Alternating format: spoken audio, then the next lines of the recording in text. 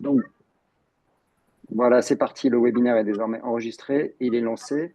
Donc quelques petits mots sur Imoneos. D'abord, savoir où nous en sommes en mai 2025. Donc, on est aujourd'hui quasiment à 50 000 membres Imoneos. On est toujours sur notre ADN principal qui est la confiance. Hein. L'idée de cette communauté qu'on a créée avec Remy il y a maintenant 5 ans, c'était vraiment de développer la confiance sur un sujet qui est l'immobilier depuis l'étranger. Donc l'idée, c'est d'avoir du contenu indépendant sur notre site internet que vous connaissez tous, donc imoneos.fr. L'idée aussi, c'est que de vous exprimer, de poser toutes les questions dans notre forum, notamment sur Facebook. On a aujourd'hui près de 40 000 personnes. Et lorsque vous souhaitez passer à l'action, on a recommandé, donc grâce à tous les retours de la communauté, une cinquantaine de partenaires de confiance qui sont donc référencés tous dans la base Imoneos. Donc vous pouvez très bien sur le site internet rentrer sur les formulaires et donc demander des contacts pour un chasseur, un courtier, etc. On a aussi notre boîte email, évidemment. On vous répond toujours dans les 48 heures et en général beaucoup plus rapidement que cela. Voilà. On a une centaine d'avis Google aussi aujourd'hui. On est toujours en 5 étoiles. Donc, merci à tous. On va vous être ravis de cette communauté et c'est tant mieux. Ça nous ravit, nous aussi. Donc, en termes de chiffres, je vous ai mis là quelques chiffres récents. Donc, comme vous voyez, le groupe Facebook, on a 38 000 personnes quasiment aujourd'hui. Ce qui est intéressant, c'est qu'on modère beaucoup, évidemment. On essaye de rester vraiment dans la bienveillance, c'est vraiment hyper important pour nous. Et on refuse aussi pas mal de gens. Donc d'abord les gens qui sont basés en France, évidemment, et puis aussi tous les professionnels. L'idée, évidemment, c'est vraiment de pouvoir donc échanger vraiment entre pairs expatriés. Voilà. Et puis le top 10 des membres Imoneos, qu'on a vu un peu là tout à l'heure. Alors on n'a pas les États-Unis aujourd'hui, évidemment, parce qu'il est trop tôt pour les États-Unis. Mais on a Singapour beaucoup, la Suisse, le Moyen-Orient, comme on l'a vu aussi, le Canada, le Royaume-Uni, l'Allemagne, Hong Kong, l'Australie, etc. Donc on est vraiment présent partout dans le monde et on est vraiment ravis de ça. Euh, voilà, voilà. Vous connaissez aussi nos ventes flash, sûrement. On essaye d'en envoyer une chaque semaine. Donc on vise vraiment toujours des biens qui sont off-market, et qui sont vraiment des opportunités pour l'investissement locatif. Donc, des biens simples, en fait. Hein, et on cherche toujours un budget entre, en gros, 100 000 et 250 000 euros. Voilà, et l'idée, donc, c'est vraiment de vous donner un bien clé en main avec un interlocuteur unique, qui est donc un des partenaires Imoneos recommandés par des membres de la communauté, toujours. Voilà, voilà pour les ventes flash Imoneos. La prochaine vente flash, on en fera sûrement une en début de semaine prochaine. On a 2 opportunités, là, une à Nice et une à Marseille. On est en train de travailler dessus. Voilà, donc pour ça, vous pouvez toujours bien vous inscrire sur la newsletter Imoneos. Rémi va remettre le lien, je pense, dans le chat aujourd'hui. Voilà. Et donc, sans plus attendre, parce que c'est le sujet évidemment du jour, Marjorie qui va nous parler donc aujourd'hui de crédit. C'est une grosse année puisque les taux baissent enfin après 2 ans où ils ont été relativement hauts. Et puis surtout aussi le fait que les vannes réouvrent. Donc voilà, Marjorie, je te laisse présenter. Merci à toi. Merci beaucoup, David, pour cette introduction.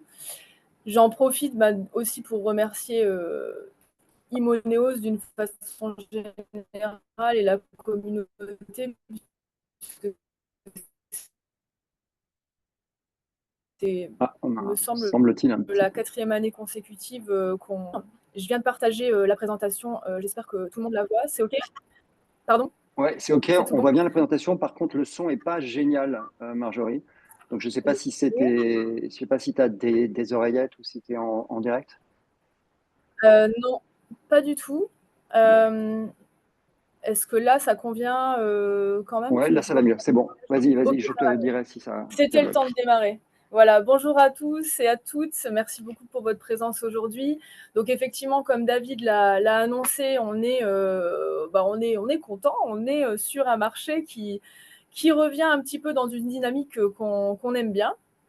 Et d'où le titre de cette conférence aujourd'hui. Alors déjà, avant de rentrer dans le vif du sujet, je vais me présenter. Donc mon nom est Marjorie Michaud.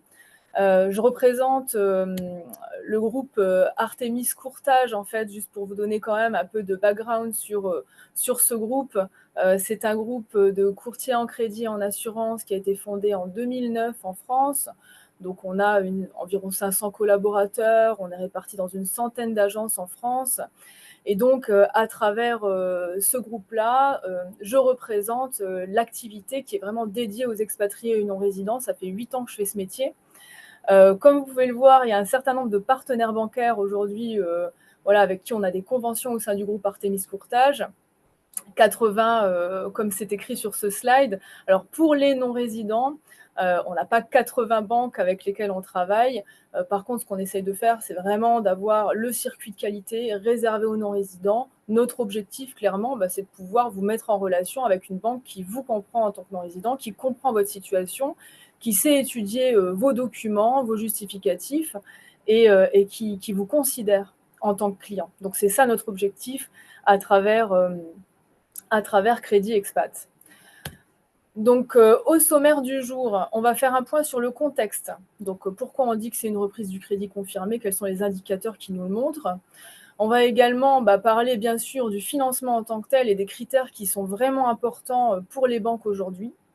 On va rentrer dans un sujet un petit peu plus pragmatique et concret pour vous donner des billes, pour savoir comment on calcule une enveloppe d'emprunt, comment on calcule son budget cible et aussi des options de financement. Comme ça, vous pouvez savoir en termes d'apport, qu'est-ce qui vous serait demandé selon les différentes options qu'on va parcourir ensemble aujourd'hui. Et puis, on va terminer avec le calendrier. Quel est le calendrier d'une acquisition immobilière? Par quelles étapes vous devez passer? Et quels sont les points d'attention particuliers à avoir dans ce calendrier. Voilà. Puis bien sûr, comme David l'a indiqué, vous aurez un moment pendant lesquels on pourra répondre à toutes vos questions que vous aurez posées dans le chat. Alors, le contexte. 2025, on en est où?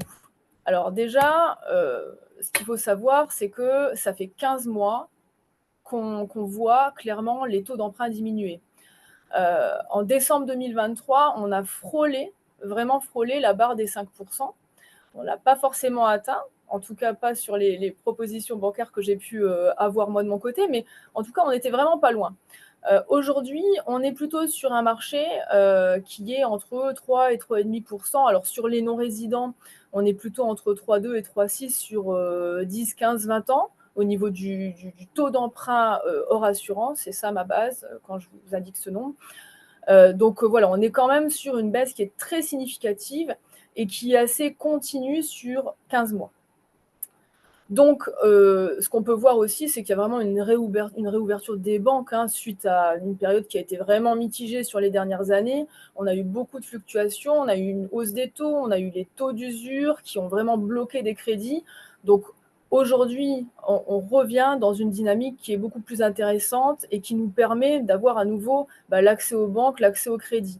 Et d'ailleurs, on n'est pas que sur cet accès, on est même sur beaucoup plus, parce qu'on voit, et c'est mon troisième point, une plus grande flexibilité des banques. Quand on emmène un dossier en banque, quand on le présente en banque aujourd'hui, contrairement à ce qu'on pouvait avoir encore même l'année dernière, où on était dans une situation qui était vraiment binaire, ça rentre dans les cases ou ça rentre pas. Donc on voyait vraiment qu'on était encore sur quelque chose de fragile, même si une reprise commençait à s'amorcer. Aujourd'hui, on est vraiment dans de la discussion. Donc, on n'est plus dans ça rentre ou ça rentre pas dans la case. On va pouvoir aller apporter des éléments beaucoup plus qualitatifs et non uniquement des chiffres aux banques pour savoir si, effectivement, au niveau des conditions, on peut avoir mieux, si le dossier peut passer en termes de faisabilité, etc. Deux éléments, évidemment, qui constituent les points forts du marché à l'heure actuelle également, c'est d'une part la force de la valeur immobilière. On est passé par une période de fluctuation, comme on l'a vu durant ces dernières années. Ce qu'on a vu aussi, c'est surtout que la valeur immobilière est restée plutôt stable, avec dans certaines villes quelques hausses, quelques baisses, mais d'une façon générale, on est quand même sur un marché qui a encore une fois prouvé sa force, la force de la valeur immobilière en France. Le second point, qui date quand même un petit peu parce qu'on parle de 2020, mais c'est un des héritages finalement du Covid, c'est qu'aujourd'hui, on peut signer les actes à distance. Donc, quand je parle d'acte authentique, je parle de procuration. Aujourd'hui, au niveau notarial, on a la possibilité également de pouvoir clairement réaliser une acquisition immobilière de A à Z, que ce soit au niveau notarial, mais également au niveau de la banque aussi, à distance et depuis son pays de résidence. Donc ça, c'est quand même un progrès assez considérable qui est à noter. Voilà. De l'autre côté, je voulais quand même revenir sur des points de vigilance qu'on doit avoir, parce qu'on parle de reprise du crédit qui s'est confirmée, de taux d'emprunt qui ont baissé durant 15 mois. Donc ça peut laisser entendre que effectivement ça va continuer sur cette tendance. On a envie en tout cas de le croire. Par contre, ce qu'il faut quand même savoir, c'est qu'il y a certains indicateurs qui peuvent aussi se contredire sur le marché. On a la BCE d'un côté qui a baissé encore une fois ses taux de 25 points de base en avril. De l'autre côté, on a quand même d'autres indicateurs comme l'OAT 10 ans qui est encore un petit peu élevé et qui fait que les taux d'emprunt peuvent rester en stagnation ou parfois en légère hausse. Donc, c'est ce qu'on a vu d'ailleurs sur le début d'année. Surtout sur la partie résident français, je dois vous dire, on a vu certaines banques qui rehaussaient les taux, d'autres banques qui les rediminuaient. Donc, d'une façon générale, on est quand même sur une tendance à la baisse ou au pire stagnante, mais quand même, ça laisse poser une question pour la fin de l'année. Et ça va vraiment dépendre d'indicateurs également économiques et géopolitiques. Bien sûr, un point de vigilance essentiel, c'est l'attention qui doit être portée à l'endettement. Clairement, aujourd'hui, au niveau de l'endettement, il y a un seuil qui est applicable depuis 2019, si je me souviens bien, qui est une règle en fait de recommandation du Haut Conseil de stabilité financière, qui est un organe du ministère des Finances. Donc, ce ne sont pas les banques qui fixent le 35% simplement pour avoir leurs propres critères, mais quand même qui doivent suivre certaines recommandations. Donc, on va en parler un petit peu plus tout à l'heure. Pour des personnes qui ont des revenus assez intéressants et significatifs, mais qui de l'autre côté ont des charges, que ce soit de loyer ou d'emprunt, également significatives, ça peut être un point vraiment de vigilance. Un autre point à retenir, c'est qu'en fait aujourd'hui on peut avoir des banques qui vont financer jusqu'à 90 ou 100% du projet, mais une banque qui finance un non-résident, elle va aussi s'attendre à ce qu'il y ait des contreparties. Ça passe par du placement, du transfert d'épargne. Vous êtes non-résident, vous n'êtes pas un client du quotidien de la banque. Donc évidemment, ça se comprend, la banque va vouloir en tout cas capter une partie de l'épargne. Vous captez en tout cas en tant que client sur plus du long terme et sur d'autres sujets que le crédit. Le crédit étant plutôt un point d'entrée pour elle au niveau commercial. Là ensuite, en termes de points d'attention, je dirais, il y a également le compromis. Le compromis de vente, c'est le document de référence qui vous engage juridiquement dans la vente. Donc, il y a toujours une attention, selon moi, particulière à avoir vraiment au moment de sa signature, que ce soit sur le compromis au global, bien sûr, mais en ce qui me concerne, les conditions de financement et les délais qui sont à vérifier. Signer un compromis en juillet avec des délais courts au niveau de l'obtention du crédit, c'est difficilement réalisable. Voilà. Et puis, bien sûr, un point d'attention très, très particulier aujourd'hui et encore plus que les années précédentes, c'est vraiment les biens qui sont en DPE F ou G, qui, pour les investissements locatifs, nécessitent en fait de pouvoir disposer d'un devis travaux pour pouvoir obtenir un financement. Donc, sur le devis travaux, il faut pouvoir justifier que ces travaux vont améliorer la note énergétique. Voilà, sur la partie marché. Je passe aux critères importants pour la banque. Qu'est-ce qui va vraiment retenir l'attention de la banque dans un projet immobilier? Alors, déjà, d'une part, votre situation professionnelle.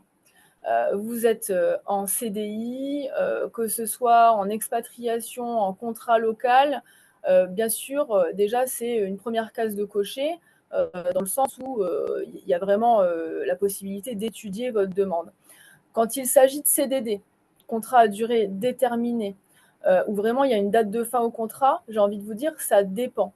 Ça dépend de quoi? Ça dépend du pays dans lequel vous résidez. Par exemple, pour les résidents de Dubaï ou les résidents en Chine, on a quand même pour habitude de voir des CDD renouvelés. Le CDI, alors surtout à Dubaï, n'est plus forcément monnaie courante. Donc c'est vrai que sur ces pays-là, il y a une certaine compréhension des banques. C'est pas comme présenter une personne en CDD qui est à Singapour. Là, ça va susciter d'autres questions. Je profite de ce point sur la situation professionnelle pour parler des entrepreneurs. Quand on est chef d'entreprise, on a également accès au crédit. La différence, c'est qu'il va falloir justifier auprès de la banque de 3 années d'ancienneté dans votre activité. Donc, il faut montrer 3 bilans. Le calcul de l'endettement se fera sur vos salaires, mais également sur base des dividendes que vous allez percevoir. Donc, sur les 3 dernières années, c'est une moyenne qu'on va pouvoir prendre pour calculer l'endettement. Et alors, sur les entrepreneurs, la différence, c'est qu'on ne va pas pouvoir aller sur de la banque de détail spécifique, on va aller directement sur de la banque privée, donc qui va demander un placement plus important en général que ce que va demander une banque de détail. En général, sur une banque privée, pour les entrepreneurs, vous pouvez aller, si l'endettement vous permet, jusqu'à 100% de financement.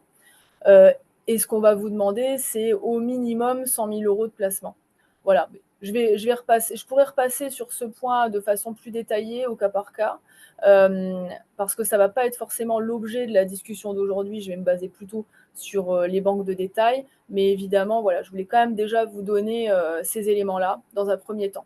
Alors bien sûr, sur les critères importants, la capacité d'endettement, je vous en ai déjà parlé et je vais revenir sur ce point tout à l'heure dans une partie beaucoup plus pratique pour vous aider à calculer votre enveloppe de prêt. Donc, je ne vais pas m'attarder sur ce point-là.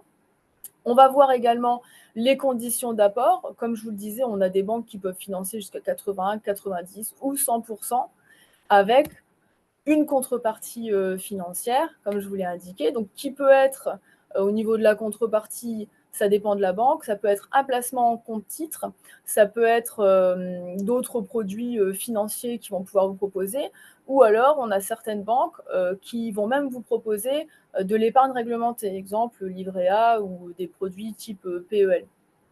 Donc, selon vos préférences, on peut aussi cibler la banque qui va le plus vous intéresser.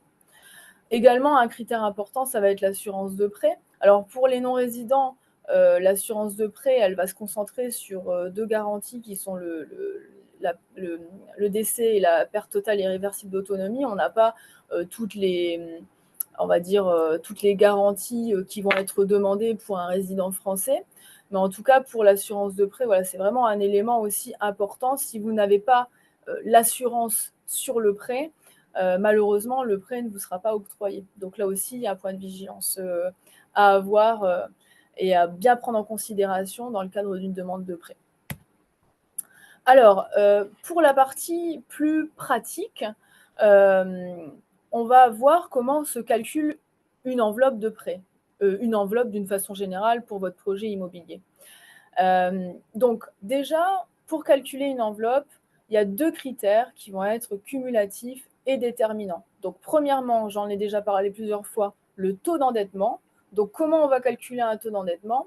Déjà, vous prenez d'un côté vos revenus, donc les revenus professionnels fixes. Alors pour précision, ce qu'on va prendre en considération au niveau de vos revenus professionnels, c'est votre salaire net de charges sociales avant impôt. Ce n'est pas toujours évident selon les pays à trouver sur la fiche de paye, mais pour certaines autres, ça peut être très très clair, mais parfois ça nécessite vraiment une revue particulière de la fiche de paye pour voir exactement quel sera le montant qui sera pris en considération. Également, les bonus peuvent être pris en considération. En général, c'est la moyenne sur 3 ans, pondérée à 50%.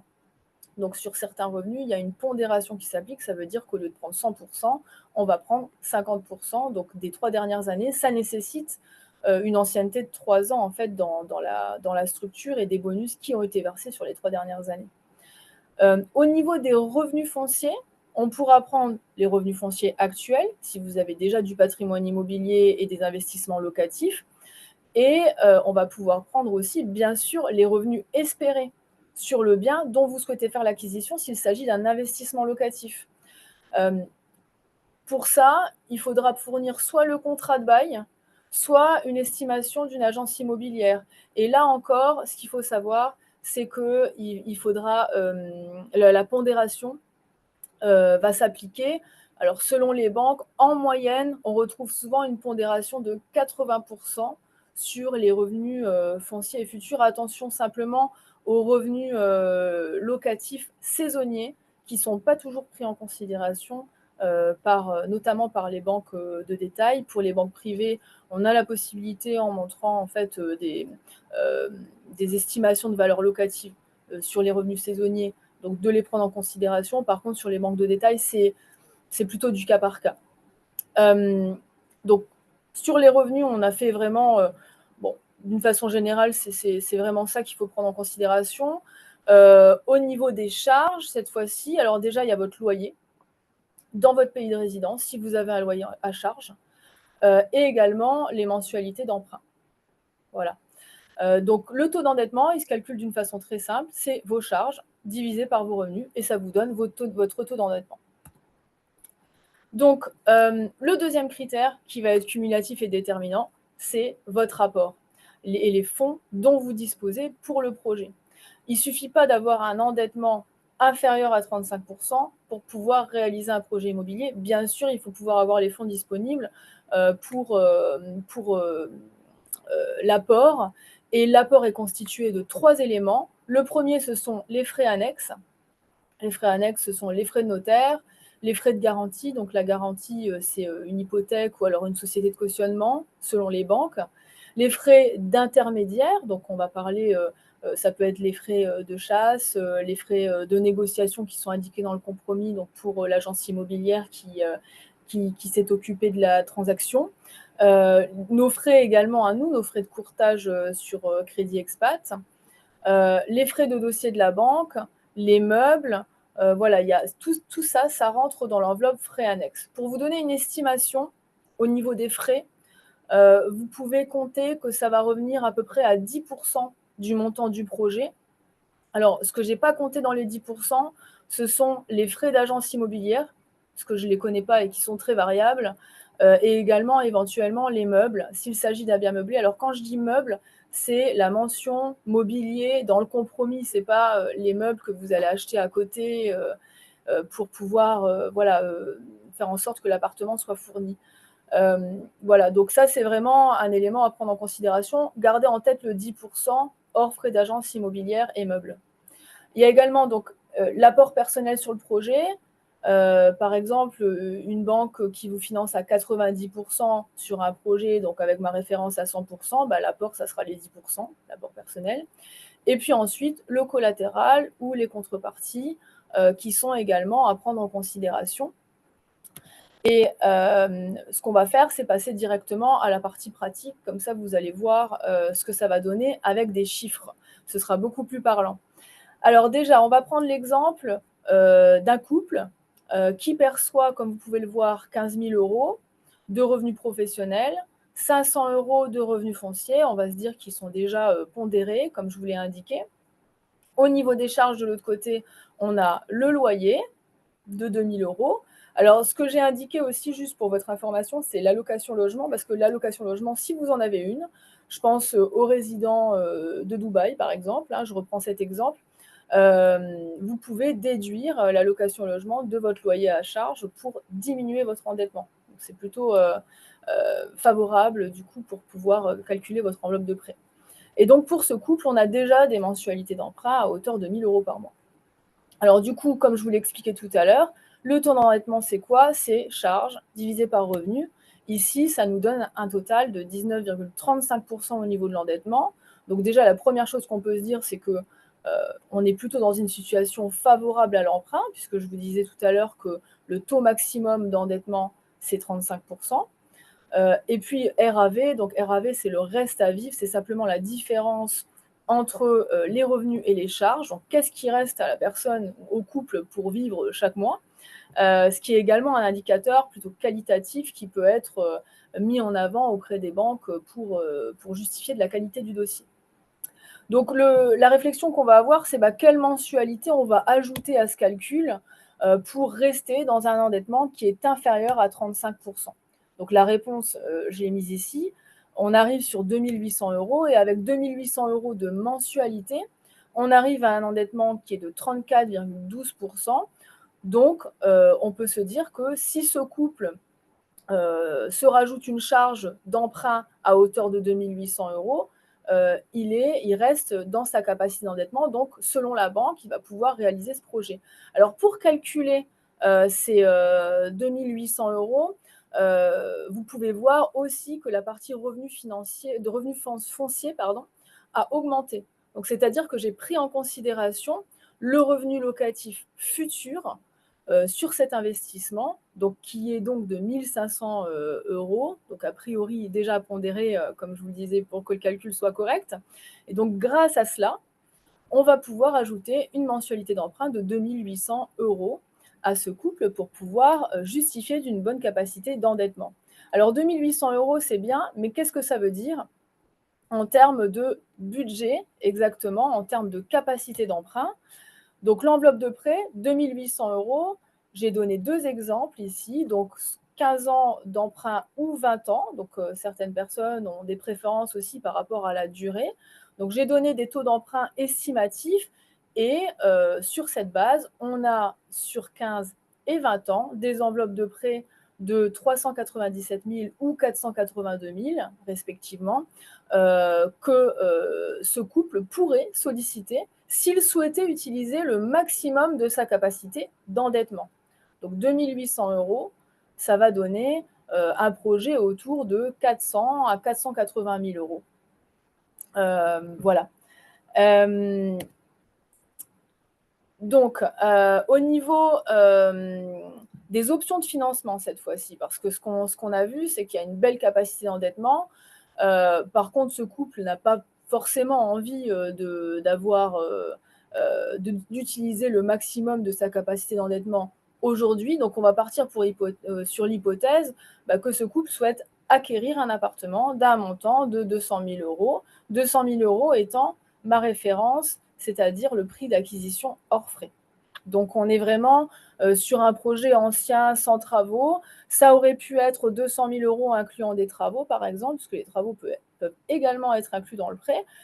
J'aurais pu donner comme exemple, et ça donnera les mêmes résultats, d'un projet à 160 000 € plus 40 000 € de travaux, par exemple. Donc là, pour simplifier, j'ai juste mis 200 000 € en prix d'acquisition hors frais.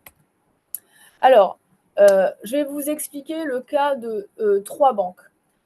Donc, sur la première, ce que je vous indique, c'est vraiment pourquoi on irait solliciter cette banque. Qu'est-ce qui pourrait retenir votre attention et qui ferait que vous auriez une préférence pour cette banque? Alors déjà, sur ce premier exemple, on est sur une banque qui est totalement digitalisée. Alors bien sûr, aujourd'hui, toutes les banques sont digitalisées. Là, c'est juste qu'on a fait un pas de plus dans la digitalisation. Pourquoi? Parce que on est sur une banque qui peut éditer les offres de prêt même en ligne. Donc, c'est-à-dire que vous avez simplement à signer électroniquement, donc chacun, si vous êtes deux, sur votre interface, depuis votre interface, les offres de prêt pour qu'elles puissent être, pour que la signature puisse être prise en compte. C'est quand même encore quelque chose de plus administratif pour certaines banques qui fonctionnent uniquement sur documents originaux. Donc là, sur cette banque, ce n'est pas le cas. Le transfert d'épargne qui est demandé n'est pas nanti. On est vraiment sur du livret d'épargne réglementée. On est sur une banque qui est partante pour financer des SCPI externes. Donc ça également, c'est plutôt un élément intéressant pour certaines personnes que ce produit peut intéresser. Et puis, on est aussi sur une banque qui finance les personnes qui sont au UK et au DOM-TOM, et pour les projets au DOM-TOM. Donc, voilà, pour les personnes qui nous ont rejoints et qui sont dans cette partie du globe, vous pourriez trouver la banque qui vous intéresse. Donc, ici, en termes de chiffres, qu'est-ce que ça donne? Donc, sur ce projet à 200 000 €, donc, comme je vous le disais, et là, je vous donne le détail, au niveau des frais annexes, on serait sur 22 450 €. Donc, frais de notaire, frais de garantie, nos frais de courtage, donc ça, je les ai mis ici, on est sur 3 500 € pour ce montant, ce qui est notre minimum d'intervention, et les frais de dossier banque. Donc, tout ceci, ça nous donne une enveloppe sur les frais annexes de 22 450 €. C'est une banque qui peut vous financer, si votre endettement vous le permet, à 90%. Ça veut dire que l'apport personnel sera de 10%, soit 20 000 €. Et sur la partie contrepartie, donc alors je l'ai mis en vert parce qu'en fait, c'est de l'argent qu'il faut avoir à disposition, c'est sûr. Par contre, c'est de l'argent qui reste votre patrimoine personnel. Donc, en fait, il n'est pas vraiment injecté dans l'apport. Donc, ça va être un facilitateur, on va dire, auprès de la banque pour pouvoir accéder au crédit. Là, au niveau de cette banque, c'est non nanti, donc il n'y a pas de blocage de l'épargne. Évidemment, la banque s'attend à travers ce transfert d'épargne à développer une relation avec vous. Mais si vous avez un besoin, pour des raisons personnelles, de reprendre cette épargne, elle est mobilisable et elle le reste.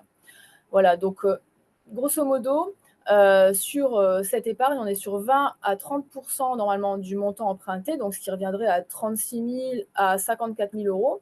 On peut être sur moins, vous voyez, j'ai oublié de mettre 10%, parce que là, c'est 20-30% du prêt ou 10%, donc ça peut être voilà, moins, si on a des versements réguliers. J'ai un exemple récent sur lequel on était sur 10% du montant du prêt avec des versements réguliers de 1 000 euros par mois sur un PEL, par exemple. Donc ça, c'est pour la banque numéro 1. Donc grosso modo, on se retrouve avec 42-43 000 euros à avoir à disposition pour les frais annexes et l'apport personnel, et pour la contrepartie, entre 36 et 54 000 euros, ou moins si on est partant pour faire des versements réguliers. Au niveau de la banque numéro 2, pourquoi on irait la voir? On irait la voir parce qu'elle propose un niveau d'apport qui est moindre. On a un placement qui n'est pas nanti, il n'y a pas de blocage sur de l'épargne financière. Donc pour ceux qui ne sont pas forcément pour l'épargne réglementée sur du livret A, PEL, c'est une banque qui peut proposer plutôt de l'épargne financière, du compte titre. Et puis aussi, pour les personnes qui ne sont pas de nationalité française, je ne sais pas s'il y en a parmi vous aujourd'hui, c'est une banque qui peut tout à fait vous proposer un financement. Alors, sur le cas des personnes de nationalité française qui résident dans les pays qui sont indiqués ici, Hong Kong, Chine, Dubaï, Abu Dhabi, l'Europe, la Suisse, le Brésil, Monaco, Singapour ou les UK, on peut, alors les UK dans certains cas, quand je dis dans certains cas, c'est qu'il y a des conditions de revenus et ou de patrimoine financier à avoir. Donc là, dans ce cas-là, on va avoir les frais annexes. Bon, c'est toujours le même calcul. Ce qui change ici, c'est que les frais de dossier banque sont un petit peu plus importants que sur la banque précédente. On va toujours être sur un financement à 90% possible, donc 20 000 euros. Et sur le placement, on sera également sur 20 000 euros, donc qui est le minimum en fait demandé par la banque. Donc la règle, c'est 10% du prêt avec un minimum de 20 000 euros. Donc là, grosso modo, avec 42-43 000 euros plus 20 000 euros de placement, on arrive à faire un projet à 200 000. C'est une banque qui peut, comme je vous le disais, intervenir auprès des personnes qui ne sont pas de nationalité française ou alors qui résident dans d'autres pays que ceux listés ici. Donc là, après, c'est sur demande, au cas par cas, s'ils peuvent intervenir ou non. On va être sur un financement qui va être un petit peu moindre. On va être sur 85% de financement et non 90%, donc 15% d'apport personnel. Et cette banque va nous demander un placement, alors soit nanti, soit non nanti, mais c'est quand même souvent du non bloqué également, qui va être un petit peu plus important puisqu'on va monter à 15% au lieu de 10%, donc plutôt à 27 000 euros. Donc voilà, une banque globalement plus accessible en termes d'apport total sur le projet. Marjorie, je te coupe juste une petite Au seconde, si je peux me niveau permettre. de la Parce qu'il nous reste troisième banque, j'ai trouvé un... Oui. Je ne sais pas si tu Oui, m'entends, bien Marjorie, sûr. il nous reste une vingtaine de minutes. Donc, je ne sais pas si tu as encore une présentation assez Oui. longue, parce qu'on a quelques questions à te passer. Donc, est-ce que je te pose peut-être les questions maintenant sur la partie financement? Comme ça fait un petit break sur la présentation, puis après, tu pourras revenir sur la partie montage dossier. Oui, bien sûr. Alors, si tu veux bien, je peux terminer juste ce slide. Ah, tu as encore Parce qu'en une fait, étape. Ok, autant pour moi. Vas-y, c'est vas-y. uniquement ce slide-là. Et puis ensuite, je peux répondre aux questions sur le financement et on pourra voir juste le tout dernier slide sur la partie calendrier, si ça va pour toi. Ouais, super, merci beaucoup, Marjorie. Ok. Donc sur la dernière option que je voulais passer en revue avec vous, je la trouve intéressante parce qu'en fait, elle permet aux résidents des US, non, vous n'êtes pas oubliés, de pouvoir également avoir un financement. Enfin, après, je vous parle résident US alors que vous n'êtes pas là parce qu'il est trop tôt chez vous, mais c'est pas grave. Il y aura également le replay.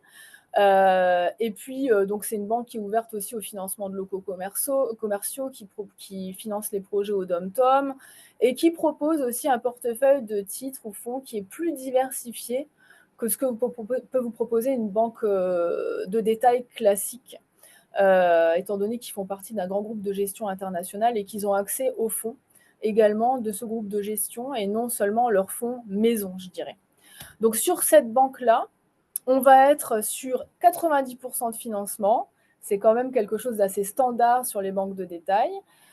Donc, on a 20 000 euros d'apport, plus les frais annexes. Donc, de la même façon, ça augmente un peu par rapport aux deux options précédentes parce qu'on a des frais de dossier banque qui sont également un peu plus élevés sur cette banque-là. Et alors, ils fonctionnent différemment. Là, ils vont vous demander du placement nanti, donc bloqué pendant la durée du prêt, qui va être entre 24 et 30 mensualités. Donc là, sur un projet à 200 000 euros, ce qu'ils vont vous demander, grosso modo, c'est entre 25 et 31 000 euros à placer sur ces produits qu'ils vous proposent. Voilà, j'en ai terminé pour cette partie-là. Et avant de passer sur la partie calendrier qui fait un seul slide, si tu veux, on peut déjà répondre à quelques questions. Ouais, super, merci beaucoup, hein, Marjorie. Puis comme ça te permettra aussi de faire une petite pause, en tout cas dans Avec... la partie déroulée. Ouais, donc j'avais deux, trois questions. Donc par exemple, une question d'Adeline qui nous parle de résidence principale. Donc qu'est-ce qui se passe si un expat veut financer soit sa résidence principale qui vraiment vient très rapidement, soit si c'est peut-être à plus moyen terme, est-ce que les conditions peuvent être un peu plus flexibles?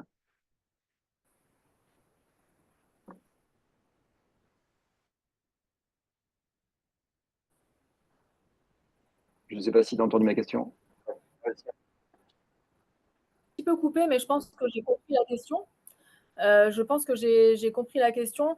Il me semble, si je ne me trompe pas, que la question, c'était dans le cadre de l'acquisition d'une résidence principale. Donc, je comprends un retour en France. Est-ce qu'on a la possibilité d'avoir des conditions un petit peu plus flexibles que celles-là? Voilà, Est-ce bien ça? Ok. n'est pas immédiat. Disons que si je prépare mon retour en France pour dans un an ou deux, est-ce que je peux aussi faire valoir le cadre de la résidence principale? Alors, le cadre de la résidence principale, il va pouvoir entrer en ligne de compte si c'est l'actualité flambante de votre projet à l'heure actuelle. Si effectivement aujourd'hui vous dites à la banque je veux rentrer en France et c'est potentiellement pour rentrer chez moi, rentrer m'y installer dans 2 ans, mais sans certitude, sans pouvoir montrer des documents qui justifient d'un changement professionnel, voilà, qui vous amène finalement en France pour y établir votre résidence principale, finalement, ce n'est pas quelque chose qu'on va pouvoir mettre en avant. Si c'est votre actualité flambante et qu'effectivement, il y a un changement de situation professionnelle, en tout cas un retour en France qui peut être documenté, et c'est ça qui est vraiment important dans cette question, hein.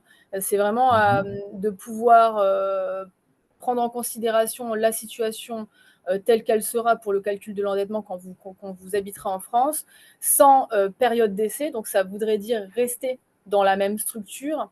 Et là, effectivement, étant donné que vous allez être résident français, que vous allez redevenir un client du quotidien avec des salaires perçus en France et qui peuvent être domiciliés éventuellement dans la banque prêteuse, ça nous donne bien sûr des arguments dans la négociation. Ok, super, merci. Une petite question aussi d'Olivier sur les taux de change quand les gens sont rémunérés sur des monnaies qui sont un peu volatiles. Comment sont calculés les taux de change par les banques? Alors, certaines banques prennent d'emblée 20% de décote sur les salaires.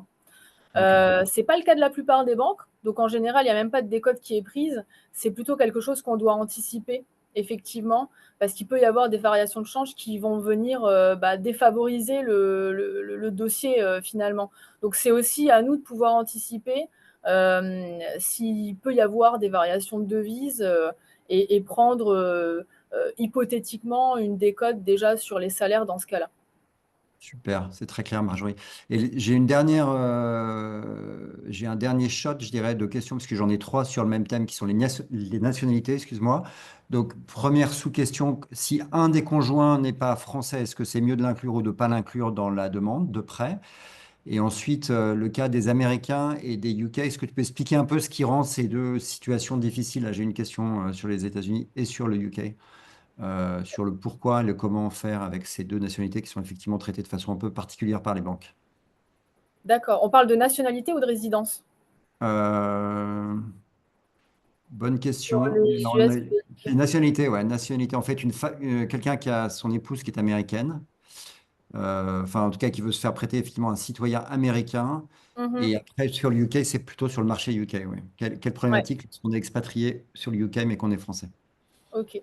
Bah, déjà sur ta première question, enfin sur votre première question, pour les couples mixtes, j'ai envie de dire, avec une personne qui est française et l'autre qui est d'une autre nationalité, je dirais que ça pose pas de problème de prendre les deux en considération, en tout cas en tant que co-emprunteur, co-acquéreur. Ça va dépendre aussi de votre régime matrimonial.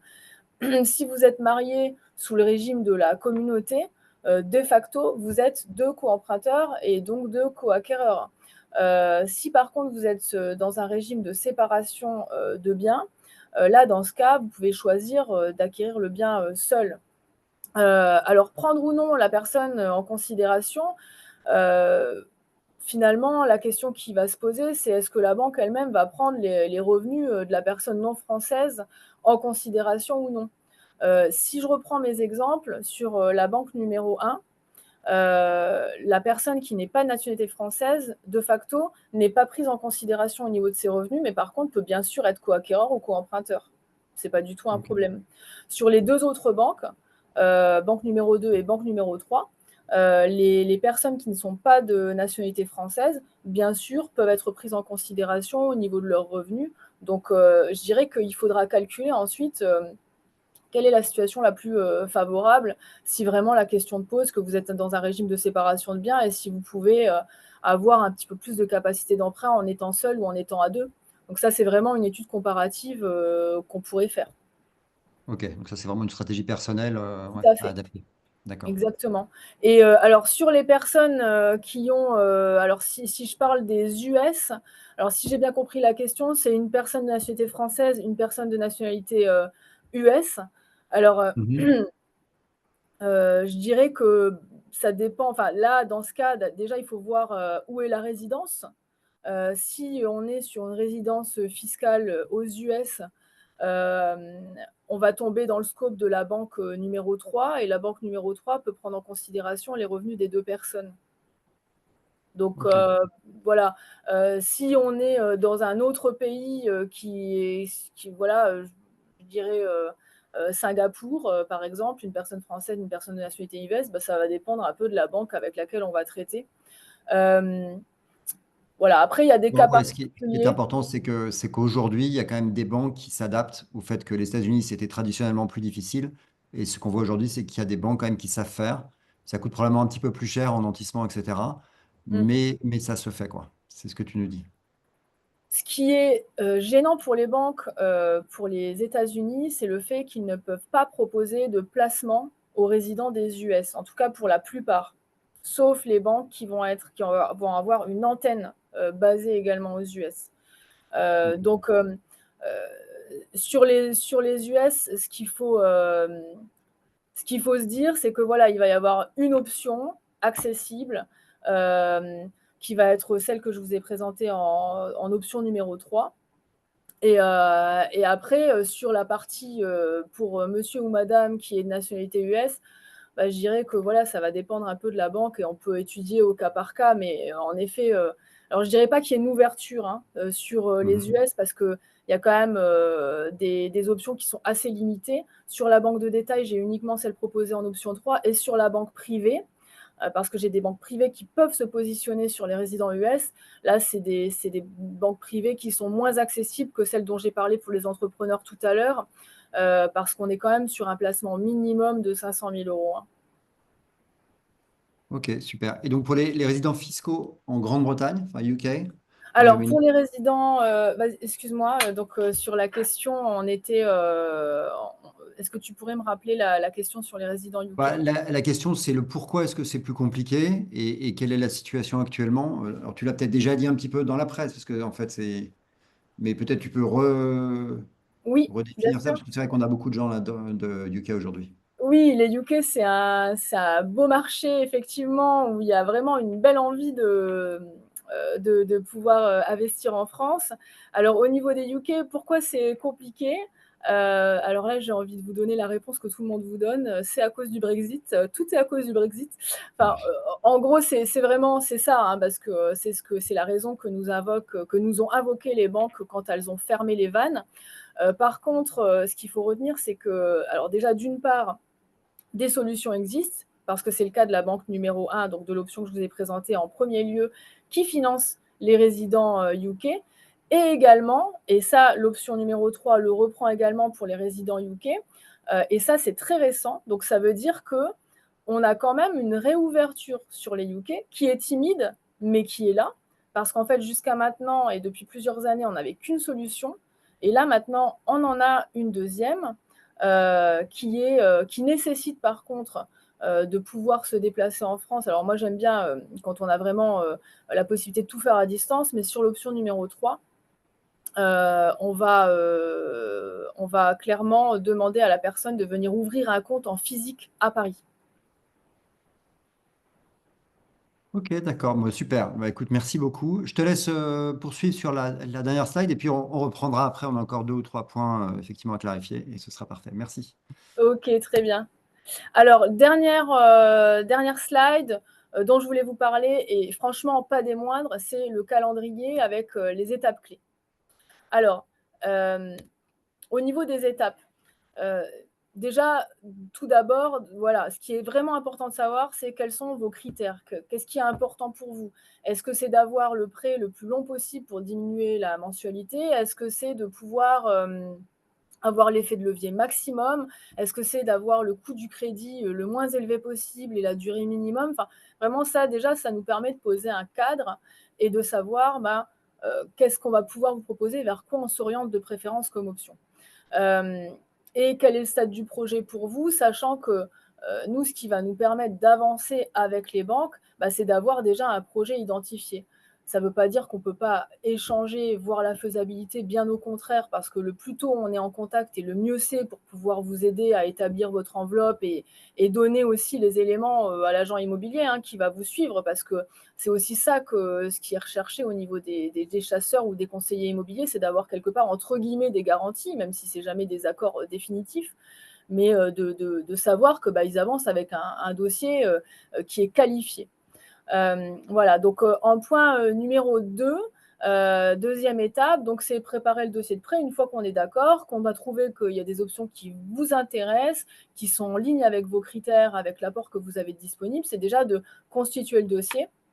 D'avoir vraiment, de vous envoyer la liste des documents, de tout documenter et de revoir avec vous. Alors, j'aime bien cette étape-là, le projet de compromis, parce que comme je vous disais, c'est vraiment une étape essentielle de révision, de signer quelque chose qui vous engage juridiquement en ayant pris les précautions au préalable. Ensuite, une fois qu'on a le projet de compromis en main, même s'il n'est pas encore signé, on peut aller sur le terrain de la consultation bancaire, on peut aller négocier. Alors déjà, ce que je peux vous dire, c'est en termes de délai, ça nous prend 1 à 2 semaines pour obtenir des propositions de financement. À ce stade, nous ne sommes pas à l'étape de l'accord ferme et définitif, on est sur une proposition. C'est vraiment important parce que dans votre compromis, ce qui est écrit dans le chapitre clause suspensive d'obtention de prêt, c'est vraiment qu'on vous demande d'avoir un accord ferme et définitif au niveau du financement. À ce stade, donc, vous l'avez compris, ce n'est pas le cas. Donc, une fois qu'on a reçu ces propositions bancaires, bien sûr, on vous les présente avec tous les éléments dont vous avez besoin pour prendre votre décision, aussi bien quantitatif, qualitatif, l'envers du décor, que pensent nos clients de cette banque. Et puis voilà, une fois que vous avez choisi la banque avec laquelle vous souhaitez avancer, il y a une prise de contact directe par le conseiller pour pouvoir ouvrir le compte, réaliser les formalités d'assurance. Pour cette étape-là, en général, ça prend entre 2 semaines et 1 mois. Ça va dépendre un petit peu de l'ampleur du projet, des contreparties à mettre en place. Au niveau des formalités d'assurance également, ça va dépendre du montant, selon le montant du prêt, quelles seront les formalités à accomplir dans ce cadre. Une fois que tout ça c'est effectué et puis que vous obtenez un certificat d'adhésion à l'assurance, on va passer à l'édition des offres de prêt. Une fois que les offres de prêt sont éditées, donc là, c'est ce que je vous disais tout à l'heure pour la banque qui est digitalisée, vous allez dans votre espace extranet, vous cliquez sur un bouton pour dire que vous en accusez réception.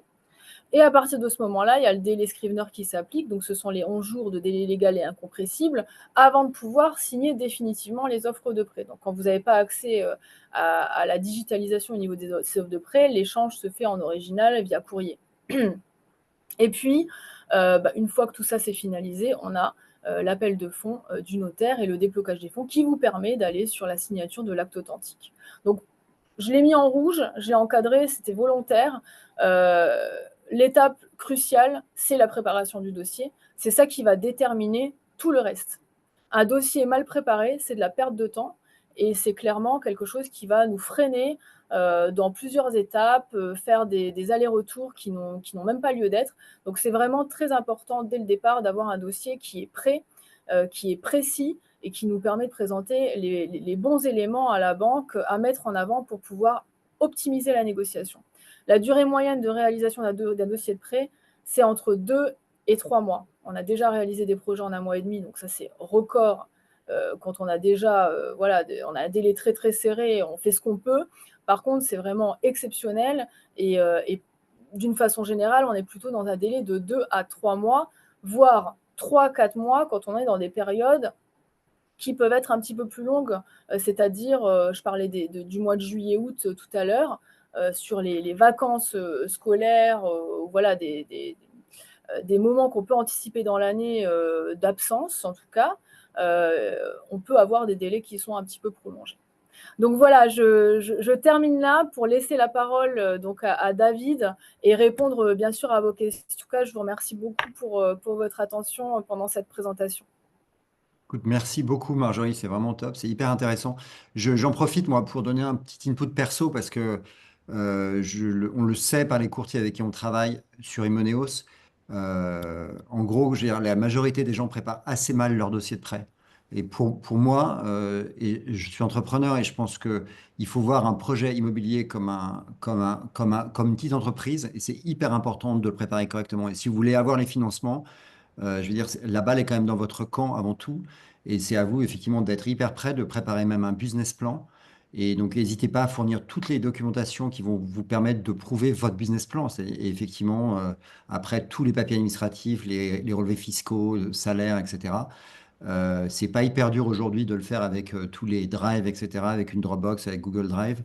Mais les gens le font très mal. Donc, si vous le faites bien, vous allez être différencié. Enfin, votre taux de chance va être beaucoup plus important. Voilà, donc ça, c'est un petit input perso. Je reviens juste sur les deux, trois questions qui restent avant la fin de ce webinaire dans quelques minutes. Dean nous demande une petite question sur l'assurance prêt. Est-ce qu'on est obligé de souscrire en tant que non-résident l'assurance du prêt de la banque? La réponse est un grand oui. Oui, sans assurance, en tout cas en France, sans assurance emprunteur, parce que je ne l'ai peut-être pas précisé, mais on est courtier en France, on a le statut IOBSP qui nous permet d'intervenir auprès des banques françaises. Donc là, je parle du marché français et pas international. Donc au niveau des banques françaises, s'il n'y a pas d'assurance emprunteur, il n'y a pas de prêt. Clairement, Mais alors, c'est une condition forcé? sine qua non pour aller de l'avant et optimiser. Voilà. Mais je pense qu'en fait, la question, excuse-moi, c'était pas clair. La question, c'est probablement est-ce qu'on est obligé de prendre l'assurance proposée par la banque ou est-ce qu'on peut aller chercher des assurances tierces? Oui, excuse-moi, j'avais omis une partie de la question.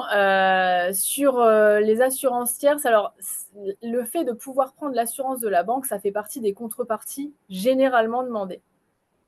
De travailler avec la banque sur ces produits d'assurance.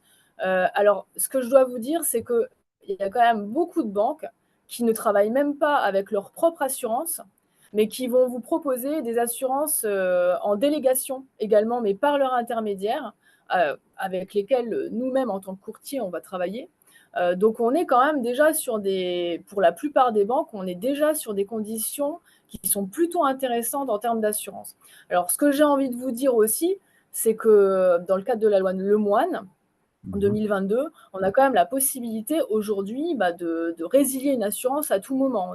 Si une banque n'est pas compétitive par rapport à l'assurance qu'elle vous propose, elle le sait, c'est pas dans son intérêt, parce qu'il y a une loi Lemoine qui va clairement entraver son monopole sur l'assurance emprunteur. Donc elle a tout intérêt dès le départ à vous proposer quelque chose d'intéressant.